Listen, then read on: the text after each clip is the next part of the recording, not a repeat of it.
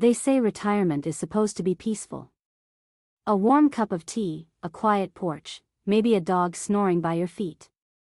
But let me tell you something, I found no peace. Not in this house. Not with her. My name is Margaret Holloway, and I'm 69 years old. I've lived in this same colonial-style home in Vermont for over 40 years. I raised my only son, Daniel, here. Buried my husband, Richard, under the willow tree out back. I painted these walls with love and folded every sheet with care.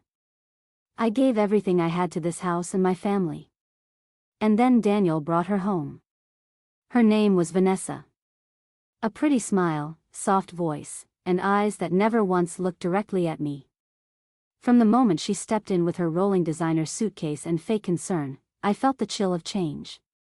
But I told myself not to judge. Daniel loved her. That should have been enough. At first, it was the harmless things. She'd accidentally move my pills from the cabinet to a drawer. "Oh, sorry, I thought it would be easier for you to reach," she'd say. I laughed it off. Then came the comments. "Margaret, you really should use a modern detergent. Your clothes smell earthy. Earthy." As if the scent of lavender and lemon I'd used for years was suddenly a curse. Still, I bit my tongue. That's what mothers do, right? We stay quiet to keep the peace.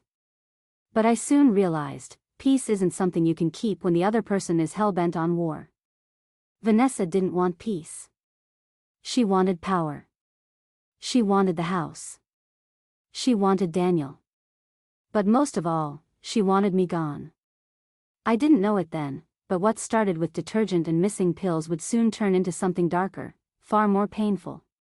And I'm here to tell you, if you're an aging mother like me, pay attention to the little things. Sometimes, cruelty doesn't scream. Sometimes, it whispers behind fake smiles and silk curtains. I'll tell you everything. Every bruise. Every betrayal. And the revenge I took that no one ever saw coming. If this story already feels close to your heart, please like, share, and subscribe my channel. And tell me in the comments, where are you from? I want to know how many others like me are out there, quietly surviving what we never thought we'd face, in our own homes. The first time I felt like a stranger in my own home was a Tuesday. Funny how clearly I remember that. I'd just come back from the local farmer's market, my favorite place, where people still smiled like they meant it. I had a basket full of fresh apples, and I'd planned to bake Daniel's favorite pie. But when I walked into the kitchen, Vanessa was already there. She was sitting in my chair, the one I'd used for breakfast every morning for 38 years, legs crossed, sipping almond milk from one of my antique teacups. She looked up and smiled, as if she belonged there more than I ever did. "You don't mind, do you?" she said casually, pointing at the chair as if I had no right to it. "The window light is just so much better here." I didn't say anything. I just smiled back. But inside me, something shifted. It wasn't the chair. It was what it represented. A woman like Vanessa didn't do things on accident. Every word, every move, it was always calculated. I unpacked the apples and offered her one, but she waved it off. "Too much sugar," she muttered. Later that day, Daniel came home from work, kissed her on the cheek, and walked past me like I was a coat rack. I told him I'd baked his favorite pie. He barely looked at it. "Vanessa's gluten-free now," he said. "We're trying to eat clean." I blinked at him. I made the crust from scratch. But he didn't even sit. It became a pattern. Vanessa would redecorate small things without asking, my floral curtains replaced with cold gray blinds, my soft wool throw replaced by something that looked like a rug from a dentist's office. "It's just a bit of an update," she'd say with that same damn smile. "And Daniel?" He praised her. Said she was bringing new life into the house.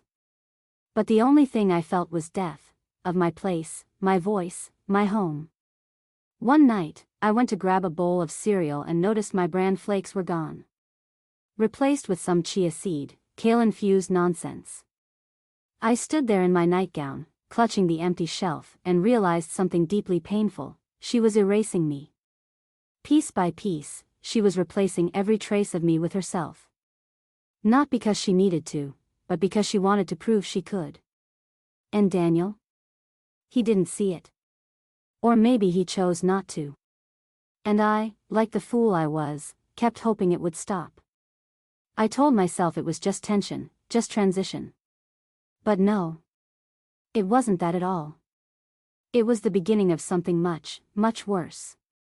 And I was still too naive to see it coming. It was early October when the leaves started to turn, and so did everything else. The Vermont trees outside were glowing in golds and reds, but inside my home, everything felt cold. That week, I'd caught a nasty cough. My bones ached, and my chest wheezed when I climbed stairs. I asked Vanessa if she could pick up my prescription on her way back from yoga. She looked at me like I'd asked her to donate a kidney. "I'm not your errand girl, Margaret," she said sharply, slipping her yoga mat into her designer tote. "You've got legs, don't you?" I swallowed the words rising in my throat and put on my coat, deciding I'd walk the half-mile to the pharmacy. My cough burned like fire in my lungs, but I made it there and back, clutching the little paper bag like it held dignity itself. That night, as I spooned some soup into a bowl for myself, Vanessa stormed in, glaring. "Did you leave the front door unlocked?" she asked. I blinked. "No, I always lock." She didn't let me finish. "You did. You left it wide open. Anyone could have walked in. You're losing your memory, Margaret. It's getting dangerous." Daniel, who was sitting at the counter with a beer in his hand, turned toward me with irritation in his eyes. "Seriously, Mom," he said. "We've talked about this. You have to be more careful." I stood there in silence, knowing full well I had locked that door, just like I always did. But my word meant nothing in this house anymore. I was becoming the unreliable narrator in my own story. From then on, Vanessa started making little lists, sticky notes on the fridge, lock the doors, don't touch the thermostat, no food after 7 p.m. Rules. I was 69 years old and being treated like a misbehaving child in the home I built with my late husband. It wasn't just control. It was something darker. One morning, I woke up to find my laundry dumped on the floor. She had taken it out mid-cycle to wash Daniel's gym clothes. I picked up my damp sweater and saw that it was ruined, shrunk and stretched, like I didn't matter anymore. The humiliation became a quiet routine. She mocked the way I walked. She laughed at my old slippers. Once, she turned off the hot water in the middle of my shower. I stood there, shivering and wet, trying not to cry. When I finally confronted her, asked her what I'd done to deserve this cruelty, she just smiled and said, "You overstayed your welcome, Margaret. You were supposed to age quietly in a corner. Not cling to a life that's already over." I don't think I'll ever forget those words. Not because they were cruel, but because they came from the mouth of the woman my son loved. The woman who now controlled my house, my space, and even my sense of self. But it wasn't until the following weekend that I realized this wasn't just hostility, it was abuse. Not the kind that leaves bruises you can see. No. This was quieter. Sharper. Like a knife made of ice, sliding slowly under the skin. That Saturday, I prepared a breakfast spread for the three of us: eggs, toast, and blueberry pancakes, Daniel's favorite since he was 10. I placed the plates on the table and called them in. Daniel sat down, but Vanessa stood with her arms crossed, staring at the food like it was poisoned. "I told you we're doing intermittent fasting," she snapped. "This is a waste." She picked up the plate, walked to the sink, and dumped it all down the drain. Daniel didn't say a word. I stood there, my hands trembling with rage and heartbreak. "That was your son's favorite breakfast," I whispered. "Since he was a child." "Well," she said with a cruel smile, "he's not a child anymore. And neither was I the fool I used to be." That moment, watching blueberry syrup swirl down the drain like spilled memories, I felt something inside me shift. The kind of shift that doesn't scream but hums low in your bones, like thunder just before a storm. I knew something had to change. That this house, my house, was turning into a prison, and I was its invisible inmate. And if no one was going to rescue me, I would rescue myself. One breath, one bruise, one betrayal at a time. There's a kind of pain that comes when you have no witness. It's not just the cruelty itself, it's the way no one sees it. The way your silence becomes a noose, and every polite smile hides a scream. That was the reality I lived in every single day. Vanessa didn't punch. She didn't push. That would have made it too obvious. No, her weapons were smaller, quieter, and far more dangerous. She used shame. She used dismissal. She used Daniel. The house began to shift around me like a puzzle being rearranged. She removed the rocking chair from the front porch, my chair, claiming it was too rustic for their modern aesthetic. I found it in the basement behind boxes of gym equipment. My sewing basket went missing next. When I asked Vanessa if she'd seen it, she replied flatly, "Maybe it's time to give up the grandma hobbies and try something new." Like letting go. One afternoon, I was dusting the hallway when I overheard her on the phone. She had no idea I was behind the door. "God, she's always there," she was saying, laughing. "Like a little ghost that never leaves. She just wanders. It's depressing. I keep telling Daniel, we're never going to have a life if she's always clinging around like a shadow." I stood there frozen, my duster limp in my hand, heart hammering so hard I could hear it echo in my ears. I wasn't a person to her. I was a burden. An embarrassment. A shadow. That evening, when Daniel came home, I asked if we could have a little time to talk, just the two of us. I hadn't had a private moment with my son in months. We used to be so close. We used to have Friday night puzzles, movie marathons, inside jokes. Now he barely looked at me unless Vanessa was in the room, directing his attention like a stage manager. He agreed reluctantly, sitting on the edge of the couch, scrolling through his phone. I tried. God knows I tried. "Danny," I said quietly, "I know things have changed, but I feel like I'm being pushed out. I feel like I don't belong here anymore." He looked up at me, tired, distracted, and replied, "Mom, don't be dramatic. Vanessa's doing her best to keep peace. Maybe you should try harder not to take everything so personally." I wanted to scream. Instead, I nodded. That was my role now, to nod. To fade. To absorb every insult like wallpaper absorbs years of smoke. But inside, something had begun to build. I started keeping a journal. I wrote down every word, every manipulation, every moment of cruelty she wrapped in politeness. I began to track patterns. Like the way she would only insult me when Daniel wasn't in the room. Or how she conveniently forgot to refill my arthritis medication for 3 straight weeks, then told Daniel I was getting paranoid and forgetful. She was painting me as senile. And Daniel was starting to believe it. I knew what she was doing. She wanted me out of the house. Out of his life. She wanted it all. One night, I found a document left open on her laptop while she was in the shower. A senior living brochure, highlighted, with notes in the margins. "Perfect distance," one scribble read. "Just enough guilt to keep control." Another said, "Call Monday for availability." I shut the laptop and walked away, hands trembling, stomach turning. She was planning to ship me off like old furniture. After everything I'd given, after the years I spent building this home, raising Daniel, nursing my husband through cancer, this woman, this stranger with perfect nails and a hollow heart, wanted to erase me entirely. I stood at the kitchen window that night, watching the wind shake the trees outside. And I whispered to myself, not yet. Not quietly.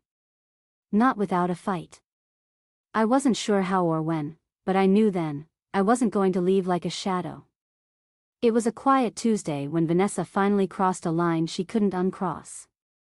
That morning, I woke up before the sun, as always. The house was still, and I padded down to the kitchen in my slippers to start the coffee. My hands moved on their own, muscle memory from decades of routine. But when I reached for the coffee tin, it wasn't there. Neither was the kettle. Or the sugar bowl. I opened cupboard after cupboard, drawer after drawer. Everything had been moved. Rearranged. Like someone had gone through the kitchen with a checklist, removing anything that had my fingerprints on it. The pantry had a lock on it. A brass padlock, newly installed. I stared at it like it was a slap across the face.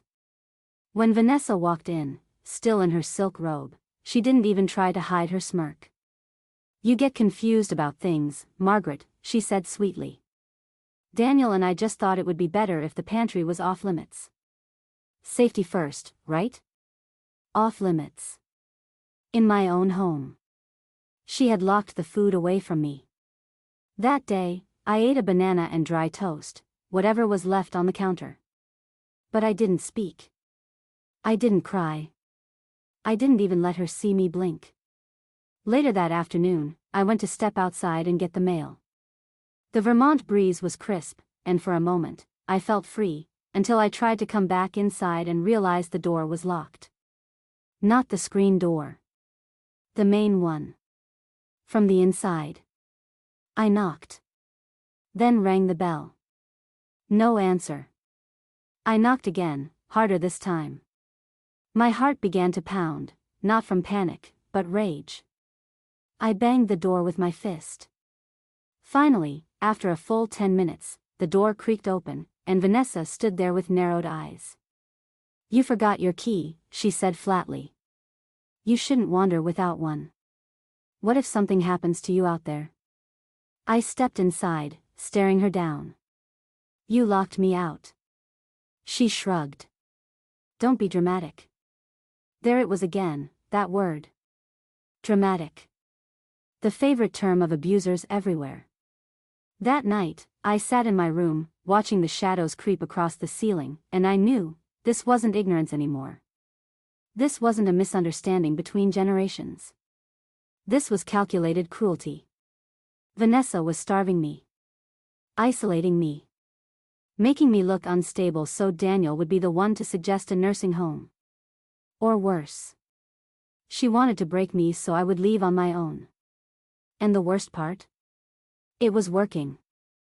I started second-guessing everything. Did I leave the door unlocked last week? Did I forget to turn off the stove that time? She was slowly making me question my own mind. The gaslighting was so persistent, so casual, that it seeped into my bones like damp winter air. But I wasn't as fragile as she thought. The next morning, when they were out, Daniel at work, Vanessa probably at her overpriced yoga class, I walked into the basement and retrieved a small, dusty cardboard box. Inside was my old recorder, back from when I used to tape Daniel's piano lessons. I tested it. It still worked. I slipped it into a pocket in my cardigan. I started carrying it with me everywhere, turning it on when Vanessa was in the room.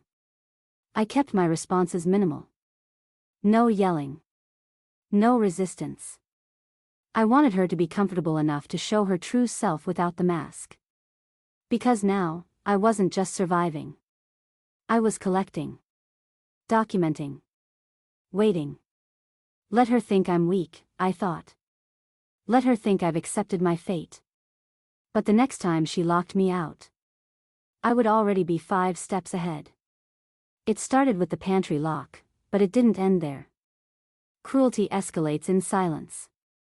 And I had been too silent for far too long. A week passed. I kept the recorder tucked inside the lining of my cardigan. It caught every hissed insult, every passive-aggressive jab, every fake smile hiding a blade. I didn't tell anyone, not even the mailman, the only soul I still exchanged greetings with. I became a ghost in my own house on purpose, careful to not give Vanessa any reason to suspect I was documenting her descent. She thought she was playing chess with a helpless old woman. She had no idea I was building my own board. Then came the bruise. It was a Friday afternoon, and I'd just finished folding laundry, towels, mostly. The white ones she bought to replace my floral ones, calling them outdated. I was carrying the basket up the stairs when she appeared at the top, arms crossed, blocking the hallway. "We need to talk," she said, flatly. I stopped midway, the basket heavy in my arms. "About what?" "About the fact that you used the dryer this morning. I had a silk blouse in there. It's ruined." I blinked. "There was no blouse when I started." Her voice rose. "You're lying again, Margaret. This is the third time this week you've messed up things around here. You're sabotaging me." "I'm not," I said quietly. "It was an accident. If it even happened at all." And that was when she lunged forward, grabbed my arm, hard, and yanked me toward the wall. The basket hit the stairs and rolled down with a loud crash. My shoulder slammed into the wallpaper. Her nails dug into my wrist. My body screamed with shock. I could feel the recorder pressed flat against my ribs. "You're a bitter old woman," she spat. "Living in a house that doesn't belong to you anymore. You think Daniel's going to protect you? He pities you." And then, just like that, she let go. I stood there for several seconds after she vanished down the hallway. My wrist throbbed. A purple mark began to bloom like a dark flower under the skin. That night, I stared at it in the mirror. I didn't cry. I didn't run to Daniel. I didn't even take a photo. Because I didn't need to. The recorder had captured it all. The sound of the basket crashing. The thud of my shoulder. Her voice, low and venomous. Her threats. I copied the audio to an old flash drive. Then another. Then one more. I hid them all in different places, one behind a book in the study, another inside the lining of my old coat in the closet, and the third inside the vase on the fireplace mantel. Vanessa didn't know it yet, but she had just built my case for me. The bruise on my wrist would fade. But the consequences wouldn't. Sunday dinners used to be sacred in this house.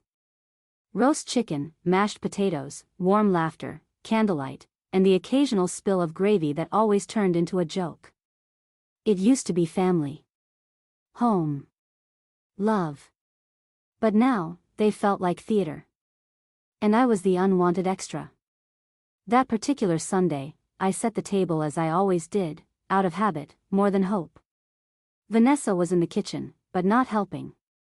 She leaned against the counter, sipping a green smoothie and scrolling through her phone while I chopped vegetables.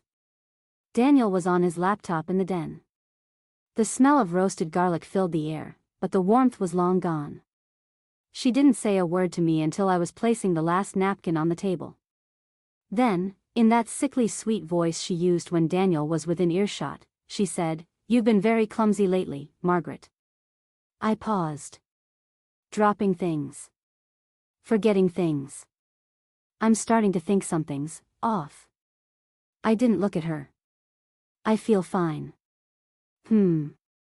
She stepped closer. "Well, if you feel dizzy, or if you fall, it would be such a shame if no one was around to help. You know, accidents happen more often when people are confused." I turned to face her then. Her eyes were smiling, but her mouth wasn't. "I'm not confused," I said evenly. "And I don't fall." She leaned in just a little more. "Maybe not yet." It was such a casual threat, I almost admired it. She was laying the groundwork, preparing her next move. If I ended up hurt, or gone, or packed away in some cold facility, she'd already have a story, poor Margaret. She was declining. We did all we could. But what she didn't know, what she would never expect, was that I wasn't playing defense anymore. During dinner, Daniel complimented the roast. Vanessa smiled like she had made it. I said nothing, watching them both over the flicker of the candlelight. I imagined the USB hidden in the fireplace vase, waiting patiently. I imagined what Vanessa would do if she ever found out what I'd collected. Would she panic? Beg? Or would she double down? Daniel mentioned a promotion at work. Vanessa squealed, clapping her hands and pressing her lips to his cheek like the doting wife she played in front of guests. Then she turned to me and said, "Isn't it amazing? Daniel's doing so much. He deserves a peaceful home. Less stress. Fewer distractions." I swallowed my potatoes and stared at her. "You're right," I said. "He deserves the truth, too." She blinked, just once. Her mouth twitched. "I'm sorry," she said. I smiled for the first time in days. I repeated, "He deserves the truth. About everything." Vanessa froze. I saw it in her eyes. She knew I was no longer dancing to her quiet war drums. She didn't know what I had, but she sensed it. Like a predator feeling the tide shift. After dinner, she cleaned in stiff silence. I went upstairs, pretending to be tired, and sat in my room, heart pounding, not from fear anymore, but from adrenaline. The moment had shifted. She wasn't just cruel now. She was nervous. Watching me. Which meant I was no longer invisible. I was becoming dangerous. That night, I couldn't sleep. Not because of pain, though my wrist still throbbed, but because of something deeper. A buzz under the skin, like I was standing on the edge of a cliff and finally leaning forward. Something in Vanessa's expression during dinner told me I had rattled her. She'd always been in control, always 2 steps ahead. But now, the look in her eyes wasn't dominance. It was calculation. She was assessing. Planning. Reacting. For the first time, she didn't know what I had, or how close I was to using it. And that made her dangerous. The next morning, I woke up to silence. Too much silence. I went down to the kitchen, no clatter of mugs, no blender whining from her morning smoothie. Just a note on the counter, "Out with Daniel. Don't wait up." But something felt off. I turned to go back upstairs when I noticed the study door was ajar. It was always closed. Always. I stepped in, my breath caught in my throat.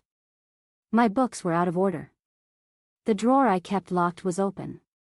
The fireplace mantel, empty. The vase. Gone. I ran to the hallway closet. Tore open the lining of my coat, empty.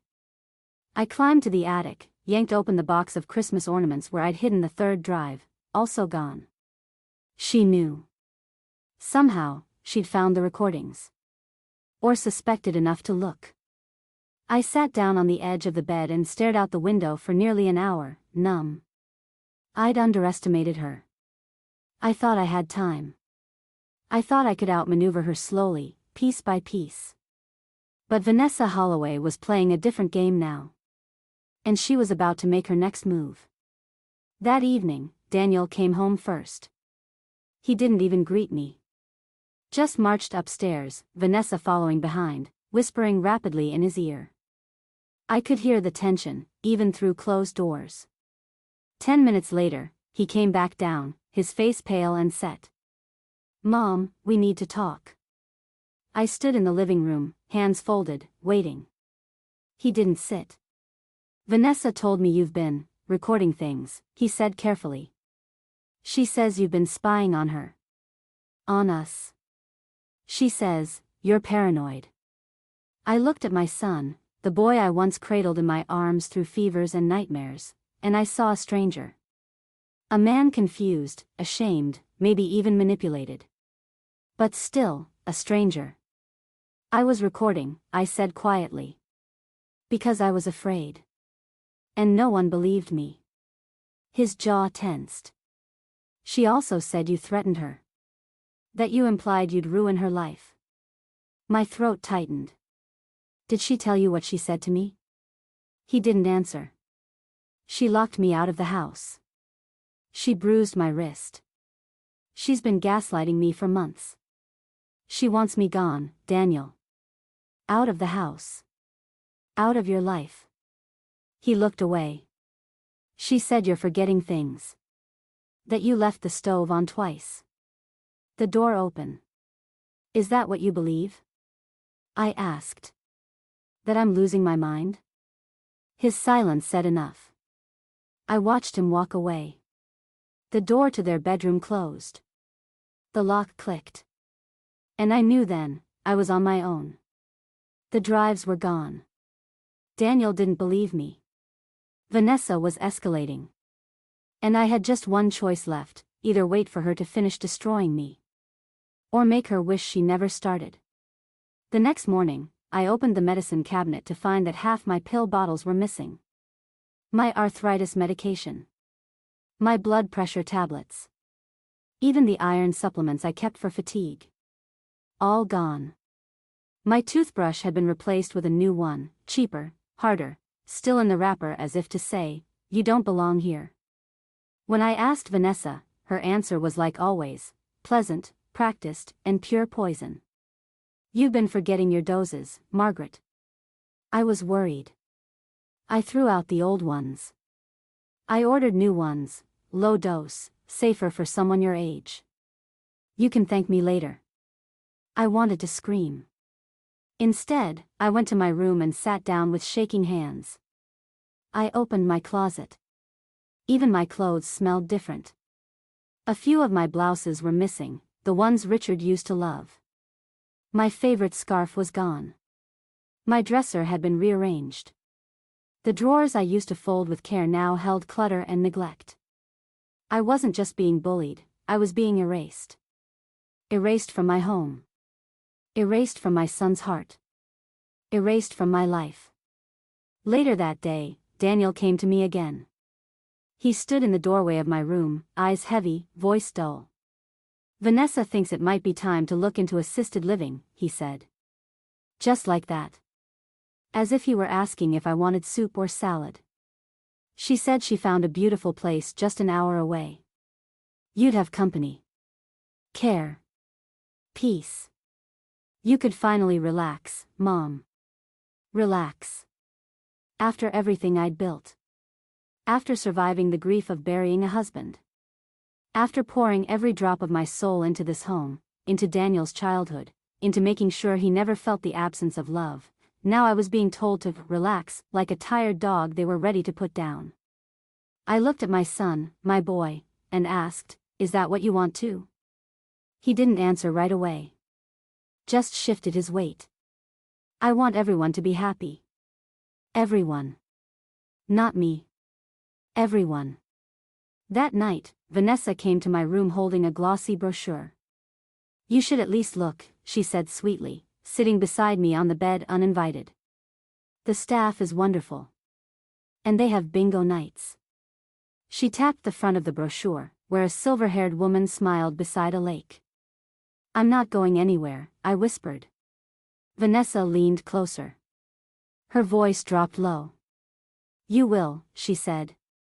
"Because if you don't, I'll make sure Daniel signs the paperwork without your consent. You're one bad night away from being declared incompetent." She patted my hand. "And who's going to stop me, Margaret?" She stood and walked out. I sat there in the dim light of the hallway lamp, the brochure heavy in my lap like a headstone. And in that moment, I felt something I hadn't felt in months. Not despair. Not fear. Clarity. Vanessa thought she'd taken everything. She thought she'd silenced me. But she didn't know I had made one last copy of those recordings, not on a USB, not in a drawer. On an old, unused iPhone. One that still worked. One I had buried deep in the garden shed, sealed in a bag beneath the firewood box. She may have erased me from the house. But she hadn't erased me from the fight. Not yet. Not ever. The night crept in slow and silent, wrapping the house in a velvet hush. But inside me, everything screamed. Rage. Betrayal. A lifetime of silence about to snap.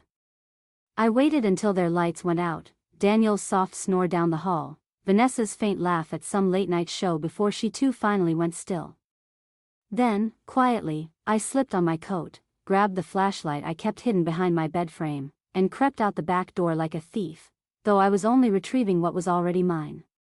The garden shed smelled of old earth, pine mulch, and rusted tools. The wind outside was picking up, the kind that whistles through the trees and makes every shadow feel like it's watching. I knelt by the firewood box, my knees aching, my breath shallow. My fingers trembled as I reached beneath the false bottom panel I'd screwed in months ago. The plastic zip bag was still there, buried in dust and dry bark. Inside, the old iPhone, my last hope. I powered it on. The screen flickered to life, and I saw the file names. Dozens of them. Time-stamped audio clips. Vanessa's voice, sharp and dripping with contempt. My own, quiet and worn. The thud of that laundry basket, her accusations, the slap of skin on skin when she grabbed my wrist. I had it all. And soon, so would others. I didn't sleep that night. I charged the phone in the kitchen while they slept upstairs, their betrayal breathing softly in the dark. At sunrise, I made a call, to the one person Vanessa never counted on, Grace Mulligan, my oldest friend from college, now an editor for a regional news site and a hell of a woman who never stopped believing in justice. When she answered, I didn't even say hello. I simply whispered, I have something you need to hear. I met Grace at a local coffee shop later that day, the phone clutched in my hand like a lifeline. I played her 5 recordings. Only 5. That was enough. She sat frozen for a full minute afterward, then looked me in the eye and said, Margaret, I'm going to blow this woman's life into the open air. We put a plan in motion. We would release it anonymously. A blog post titled, When Your Daughter-in-Law Becomes Your Abuser, One Woman's Hidden Story. Grace promised to disguise my voice, redact any identifying details, at first. If Vanessa retaliated, if she tried to spin it as lies or madness, then we'd drop the second wave, photos of the bruise, her voicemail threats, even the brochure with her handwriting in the margin, just enough guilt to keep control. I walked home that afternoon feeling like I'd cracked open a cage door inside my own chest. But when I stepped back into the kitchen, something was off. Too quiet. Too prepared. Vanessa was waiting. Sitting at the counter. A glass of red wine in her hand at 2 p.m. The smile on her face wasn't friendly. It was fixed, sharp as a shard of glass. You went out this morning, she said. I didn't answer. She swirled the wine in her glass and said, You know, Margaret, I did some research. You have no power over this house anymore. Daniel's name is on every deed. Every account. She took a sip. You're a guest now. A tolerated guest. You don't get to make threats. You don't get to record people in secret. And you certainly don't get to sneak around in sheds like a guilty little thief. I looked her straight in the eye. That's the difference between you and me, Vanessa, I said quietly. You sneak to destroy. I document to survive. Her face twitched. Just slightly. But I saw it. The smallest crack. She thought I was finished. She had no idea, I was just getting started. By Tuesday morning, the world had heard me. The blog post went live at 7 a.m., accompanied by a 5-minute audio reel of the worst moments Vanessa had gifted me over the past 6 months.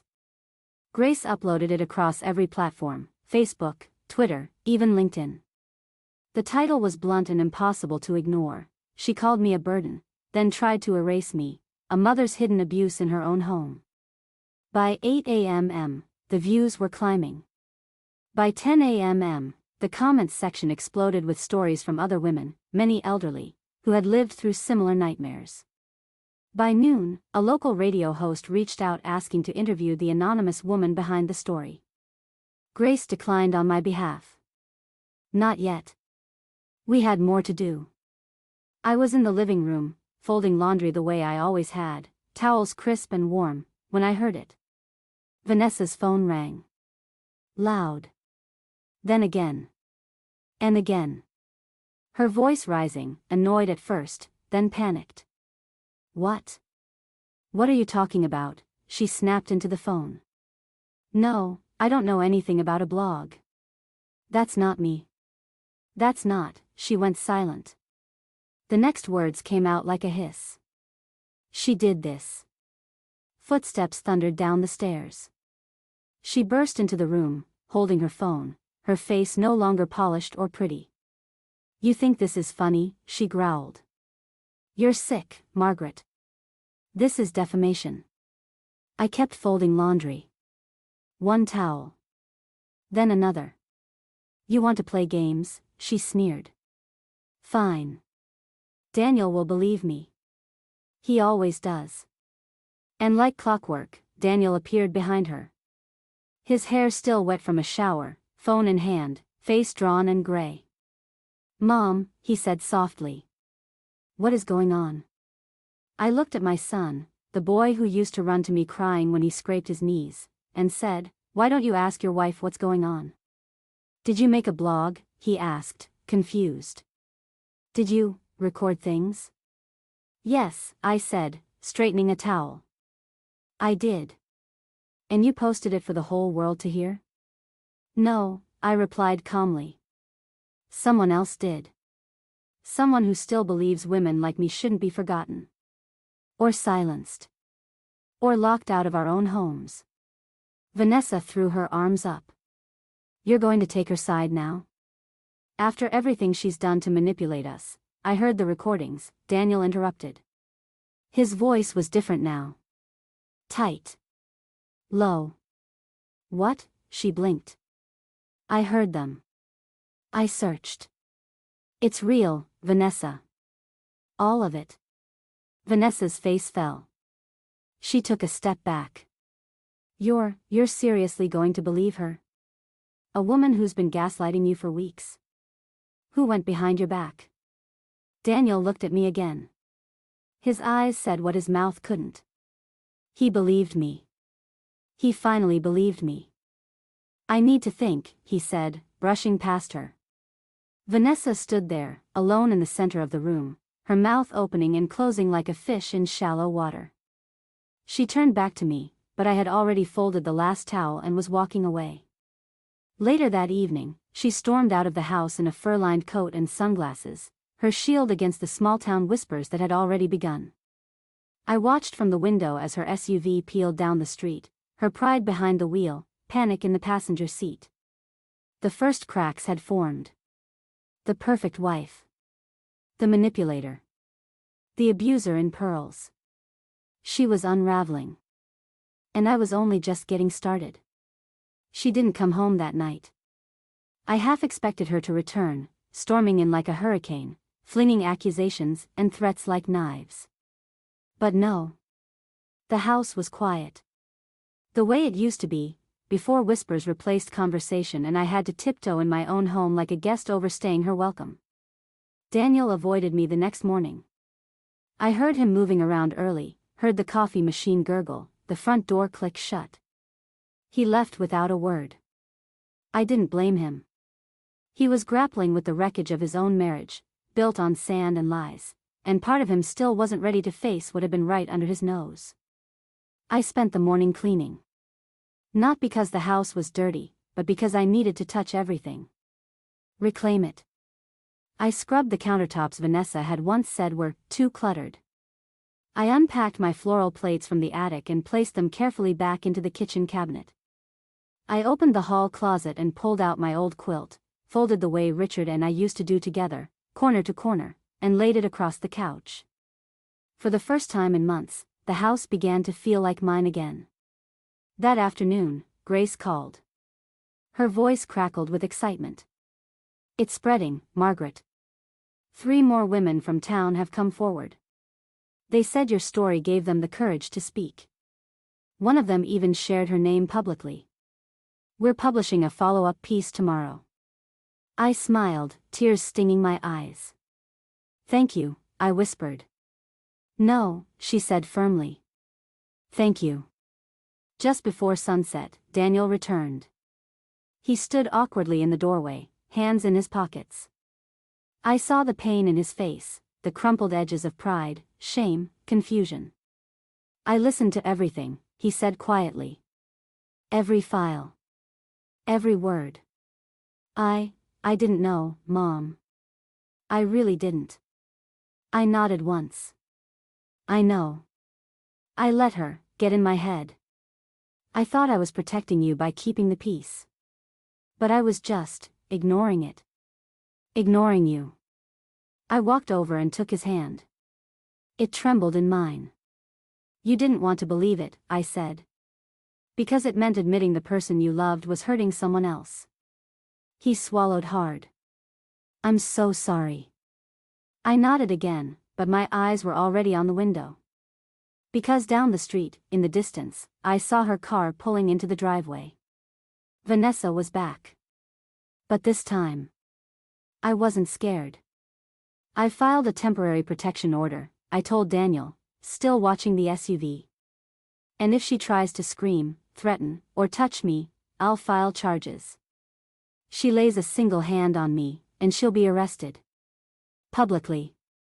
Daniel looked stunned. You did all that? Yes, I said, turning toward him.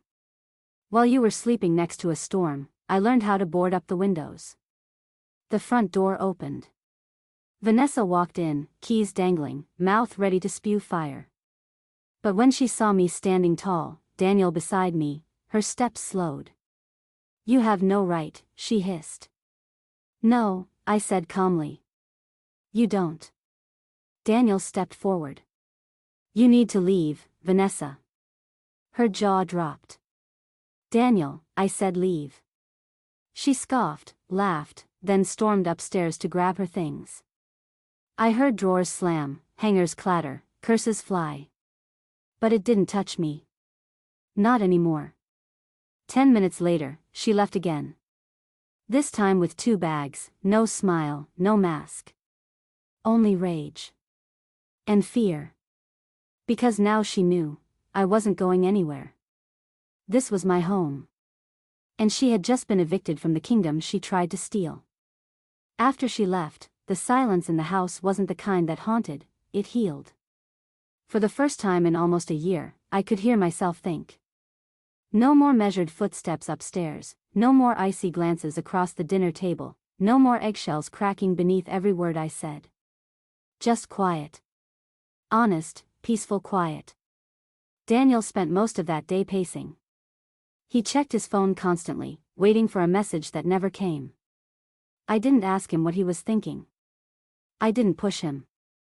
I let the silence work on him the same way it had worked on me. Sometimes grief doesn't come from death. It comes from realizing you've been loyal to the wrong person. By evening, he finally spoke. She lied about everything, he said. Not just about you. She manipulated my coworkers. Told them you were sick, delusional. She even lied to my boss, said I couldn't focus at work because I was taking care of a deteriorating parent. He stared at the floor, as if the truth were written in the grain of the hardwood. She had plans for me, for this house, for our future, he continued. And you were never in them. I stood beside him, resting my hand on the back of his shoulder. You didn't fail me, Daniel, I said. You just trusted someone who didn't deserve it. That's not weakness. That's love misused. He looked up, tears in his eyes. I should have protected you. No, I replied gently. You should have believed me. But now you do, and that means everything. Later that night, we sat at the kitchen table together. He made tea. I made toast. No tension. No pretense. Just 2 people, rebuilding something from the wreckage. He asked about the recordings. How I'd managed to gather so much without either of them noticing. I told him the truth, I had no plan at first. Just desperation. And then clarity. I told him how she'd locked away food, how she'd thrown out my clothes, how I'd found brochures for senior homes with my name scrawled in the margins. I told him everything. He listened. Really listened. And when I finished, he asked the one question I didn't expect. Are you going to press charges? I sipped my tea, stared into the steam. I thought about it. Lord knows she deserves it. But I think exposure was worse for her than prison ever could be. He nodded, slowly. She's ruined publicly. People are sharing the article everywhere. Friends, co-workers, even her parents called me. They had no idea. I looked him in the eye. The mask always fools those who don't live with it. And then, quietly, he said, "She wants to come back." My heart didn't race. I didn't panic. I just blinked once. "She sent a message this morning," he continued. "Said she's sorry. That she made mistakes. That she misses me. That she'll change." I laughed, soft, bitter. "They always say that when the ship starts sinking." "I told her not to contact you again," he added. "That if she does, I'll take legal action myself." That was the first time since his wedding day that I looked at my son and saw a man again. Not a boy manipulated. Not a husband misled. But a man, standing on the right side of truth. The house was mine again. But more than that, so was he.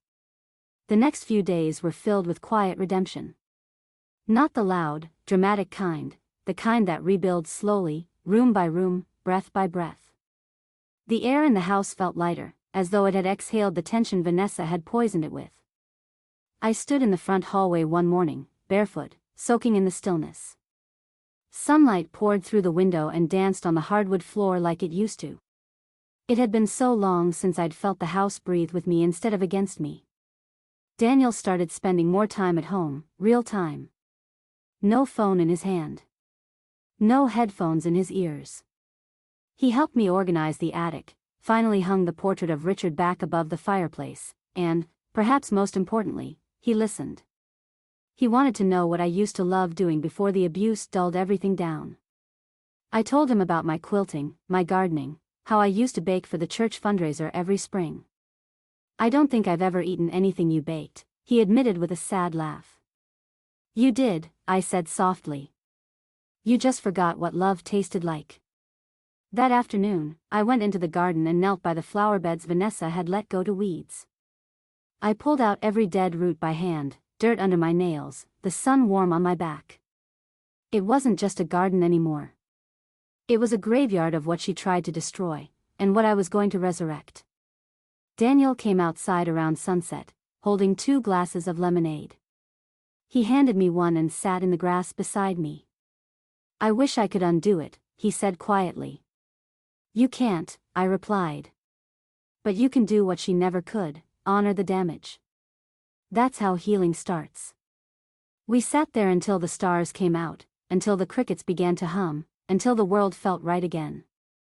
The next morning, I received a letter. A handwritten one. No return address. No apology. Just 3 lines. "I know what I did. I know what you took from me. This isn't over." There was no signature, but I didn't need one. Her handwriting was as fake and practiced as her smile. She had finally shown her real self, and now that it was public, she had nothing left to lose. I showed it to Daniel. He called our lawyer immediately. We filed for a no-contact order. Within hours, it was official. If she so much as sent another letter, she'd face legal consequences. For the first time, I wasn't reacting. I was defending.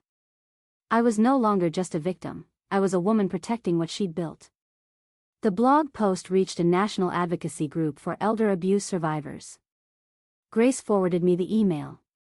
They wanted to feature my story as part of their awareness campaign. Anonymously, of course. But it meant something. That I wasn't just taking my power back, I was lending it to others. I agreed.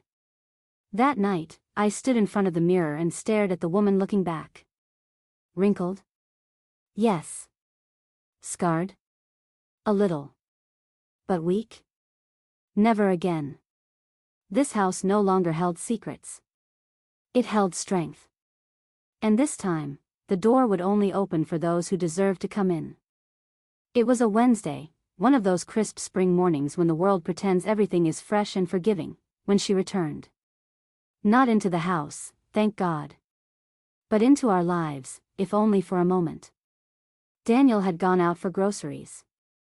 I was in the sunroom, trimming dead leaves off my peace lilies, when the doorbell rang.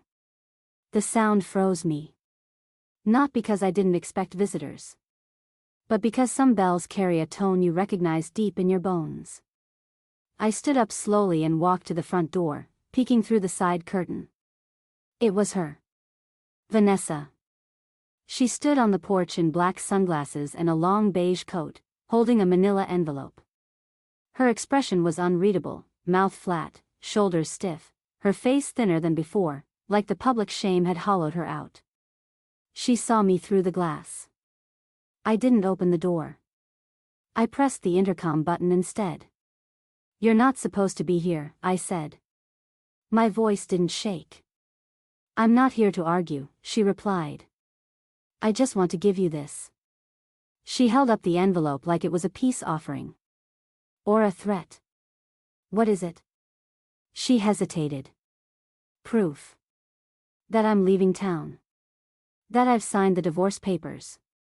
And a letter for Daniel." "I'll make sure he gets it," I said. "Now leave.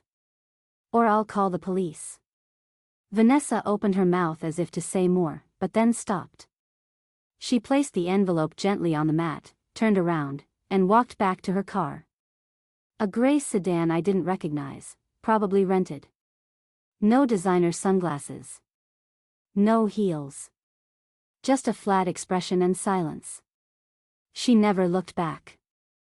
I waited until her car was halfway down the street before I stepped outside and picked up the envelope.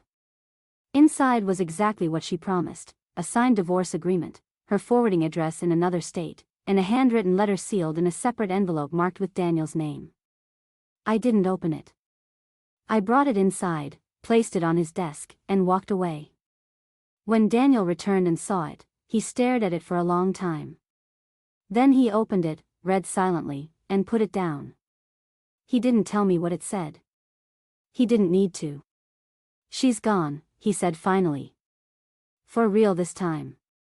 We stood in the living room, not celebrating, not grieving. Just breathing. Together. A house stripped of lies, finally allowed to rest. That evening, I made a peach cobbler, Daniel's favorite as a child. We ate it on the back porch, watching the sky bruise into shades of blue and lavender. "You know," he said, scooping another bite, "I still don't know how you did it. How you kept it all inside for so long." I looked at him and said, "Because silence is something women like me are taught." But one day, I decided silence was no longer safety, it was surrender. And I don't surrender, Daniel. Not to her. Not to anyone. He nodded. The porch light flickered on. A new chapter had begun, even before the last page was turned. Spring rolled into summer, and for the first time in years, the house felt like a home again. The garden bloomed. The fridge stayed stocked with food I actually liked. The sound of laughter, real, not performative, returned to the walls. Daniel and I had dinner together most nights, not because we had to, but because we wanted to. We talked. We remembered. We began again. Then one evening, I received an unexpected call, from the community center. It was Ellen, the woman who used to run the senior art class I'd attended years ago before everything with Vanessa turned my world upside down. "Margaret," she said brightly, "we read your story. We know it was you, even though it was anonymous. We'd love for you to come speak at the upcoming women's dinner. Just a few words about your experience, if you're comfortable." At first, I hesitated. I'd already exposed the truth, already fought my battle. What more was there to say? But then I thought of the women who wrote to me. The ones who left comments on the blog post. The ones who said they saw themselves in my words. The ones who hadn't found their voice yet. I owed it to them, to be visible, to be loud. So I said yes. The dinner was held 2 weeks later at a small event hall near the library. Nothing fancy. Round tables with white tablecloths, flickering votive candles, plastic pitchers of lemonade and iced tea. But the energy in the room, it hummed. Women of all ages, most over 50, filled the space with their quiet power. Some were alone. Some came with daughters. Others with friends they'd known for decades. I walked in wearing my navy blue dress, the one Vanessa once mocked as church lady chic. I wore it proudly. Grace was there too. She squeezed my hand and whispered, "You're about to change more lives." When they called my name, I walked to the microphone. My hands didn't shake. My knees didn't buckle. Because this time, I was standing on solid ground, my own story. I spoke for 7 minutes. I told them about the small things first. The moved coffee tin. The missing clothes. The quiet comments. I watched women in the audience nod slowly, eyes wide, recognizing the signs they'd ignored in their own lives. Then I told them about the slap. About the locked doors. About the slow erosion of my voice. I thought silence was noble, I said. But silence is only noble when it protects the innocent. Mine was protecting a manipulator. I ended with this: you don't have to set yourself on fire to keep someone else warm. You don't owe anyone your quiet suffering. You owe yourself peace. When I finished, the room was still, then erupted into applause. Women stood. Some with tears. Others with fists gently raised in solidarity. I stepped down from that podium feeling 10 feet tall. Back at home that night, I sat on the porch with Daniel. He had waited up for me, dinner already warming in the oven. "How was it?" he asked. "Freeing," I replied. He smiled. "I'm proud of you." I looked at him, the man my son had become. And I knew this was the real victory. Not just surviving Vanessa, but reclaiming the bond between us that she tried so hard to destroy. The real revenge wasn't just her public downfall. It was this: stillness, truth, and the unshakable return of joy. 2 weeks after the dinner, the peace was disrupted, not violently, not loudly, but in the kind of way that made your stomach twist before your mind caught up. A plain white envelope had arrived in the mailbox, addressed to me in handwriting I recognized instantly. Vanessa. Again. I held it in my hands like it was toxic. No stamp, no return address. Just slid in, probably by her, quietly, like a thief returning to the scene. I didn't open it right away. I brought it inside, set it on the counter, made tea, swept the floor, folded laundry, then came back and stared at it. Eventually, I opened it. It wasn't an apology. Of course not.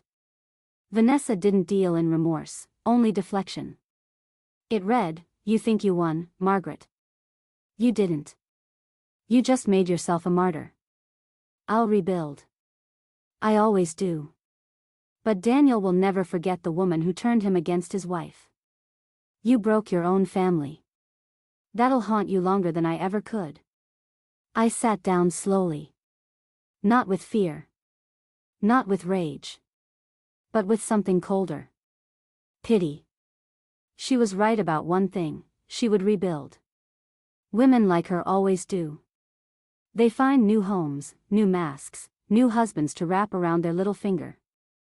But what she'd never understand was this: winning doesn't mean escaping consequences. It means living in truth, not lies.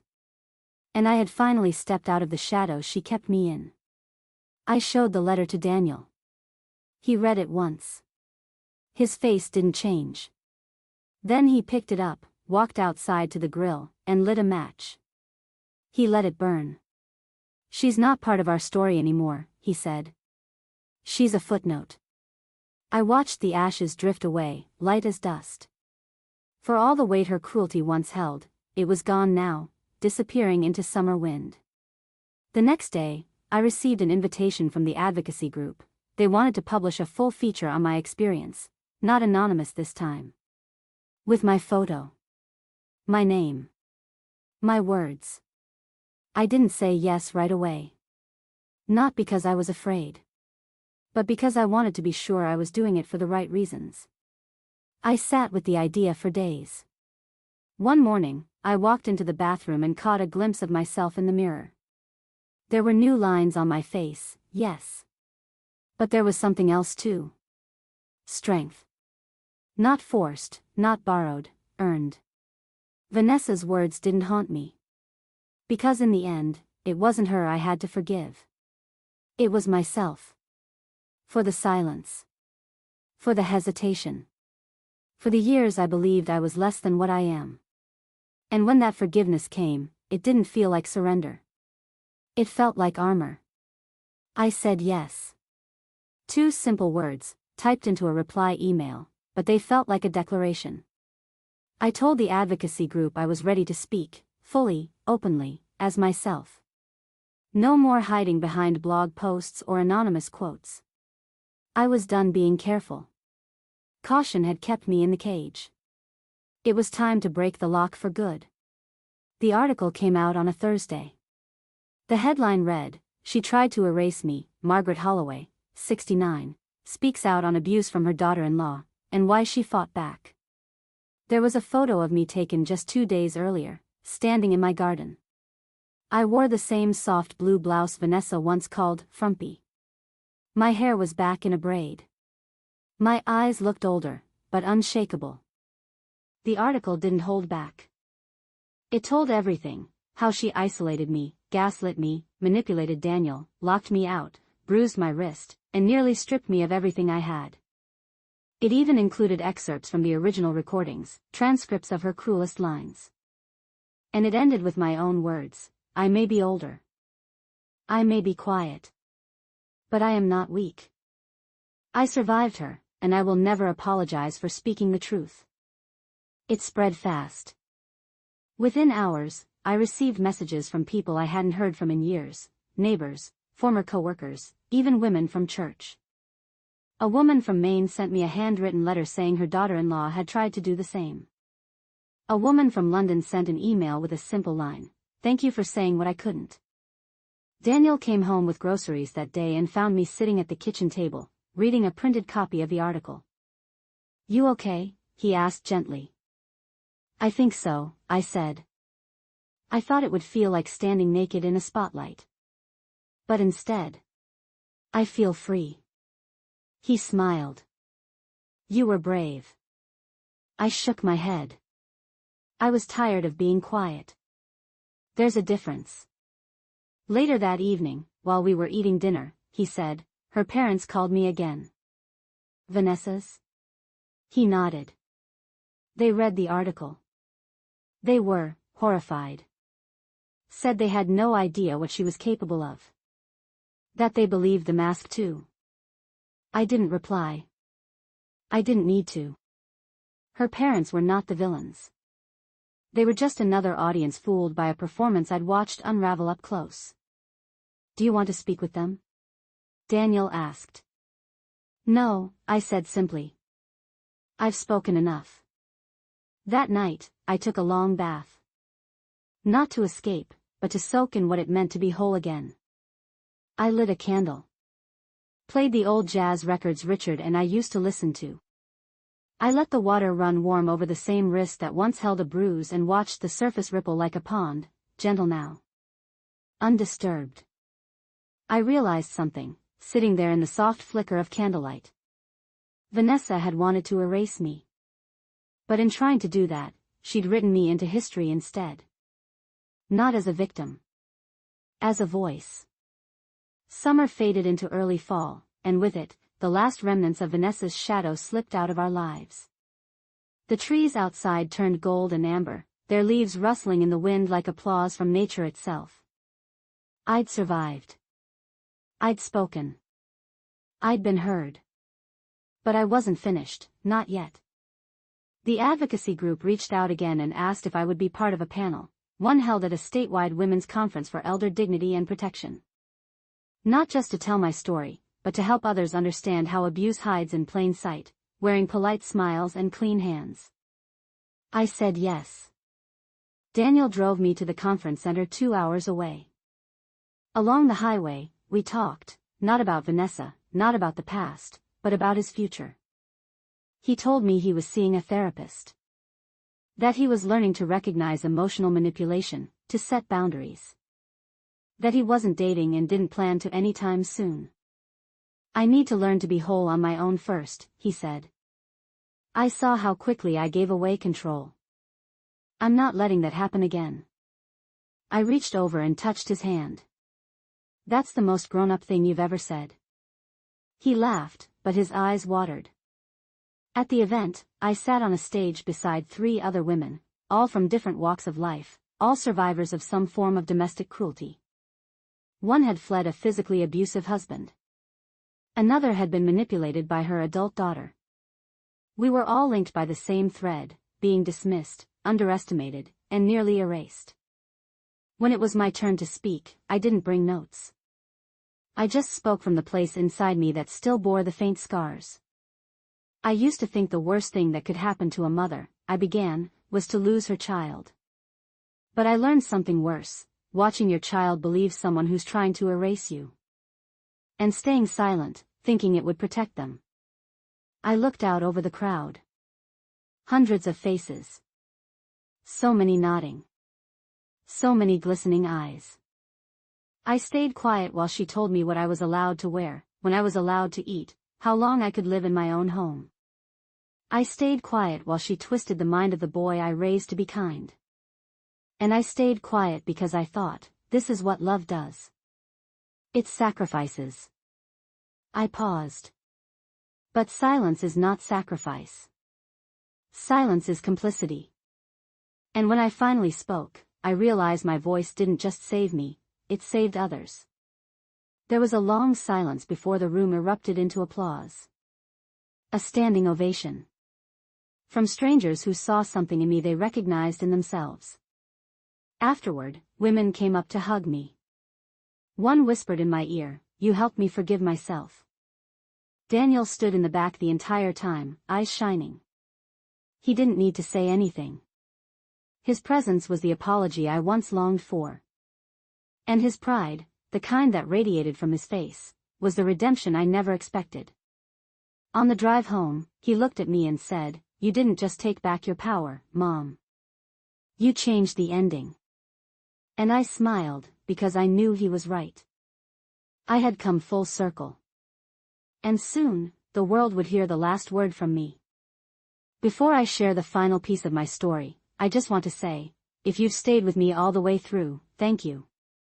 From the bottom of my heart. If you've ever felt ignored, erased, dismissed, or made to feel small inside your own home, I hope my story reminded you, you're not alone, and you're not powerless.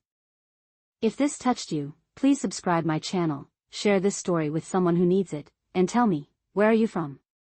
I'd love to know how far our strength has reached. Now, let me take you to the final moment that changed everything. 2 weeks after the conference, I received a letter, official, this time.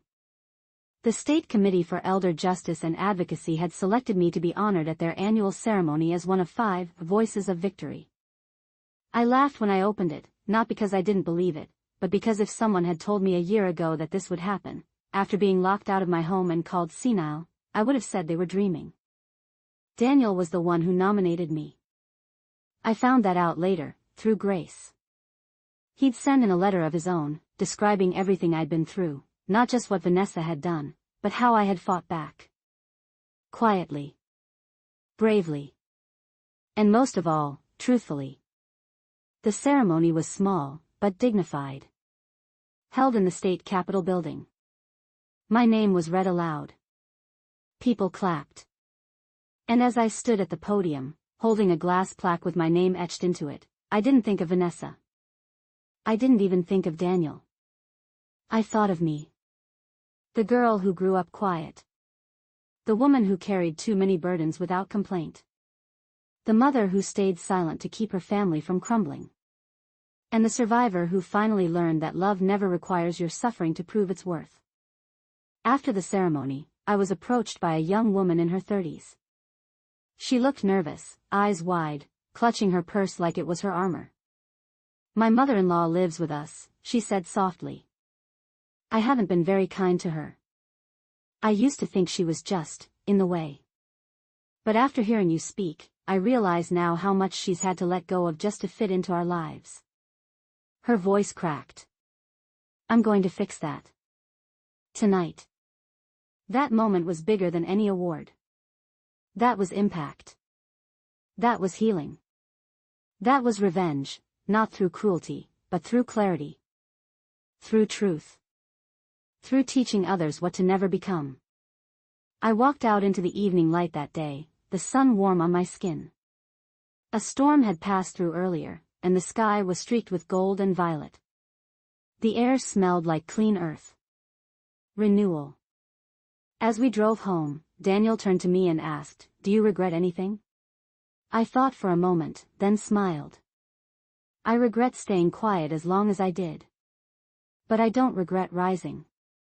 So this is my final word to anyone listening, anyone out there who's felt trapped, unseen, or betrayed by someone you welcomed into your life. You have every right to stand up. You don't need permission. You don't need proof that it's bad enough. If it hurts, it's valid. And if they try to erase you, you write yourself back into the story, louder, brighter, unignorable. Because when they take everything, and you still stand, you've already won.